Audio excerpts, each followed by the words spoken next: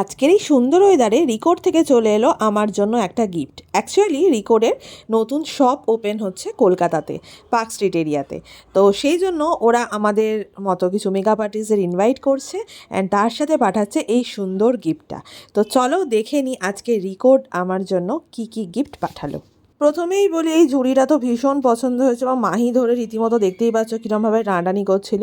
তো যাই হোক, কোনো রকমে বুঝিয়ে ওকে বসালাম যে তুমি পাশে বসে দেখো কী কী দিয়েছে। তো ও তো আমার থেকে বেশি এক্সাইটেড ছিল যে ভেতরে কী কী আছে, যেন সব কিছুই ওর ইউজ করবার জন্য দিয়েছে রিকোড।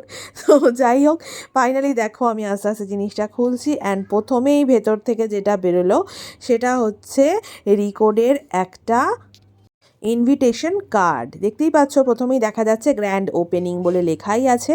ওদের পার্ক স্ট্রিটে নতুন শপ ওপেন হচ্ছে। তো তারপরেই দেখো আমার জন্য পাঠিয়েছে একটা বিস্কিট। তো এটা তো আমার হবে না, আমার মেয়েরই হবে জানার কথা। তো ও দেখেও আরও বেশি এক্সাইটেড হয়ে যাচ্ছিলো। তো এটা হচ্ছে কার্ডটা। 8 জুন ওদের ওপেনিং আছে এবং সন্ধ্যে 7টা থেকে আমাদের জন্য একটা পার্টির বন্দোবস্ত করা আছে। তো চলো তারপরে দেখে নিই। রিকোডের নতুন ল্যাশ আমাকে পাঠিয়ে দিয়েছে এবং রিকোডের এই ল্যাশটা সত্যিই ভীষণ ভালো, আমি দেখেইছিলাম আগে।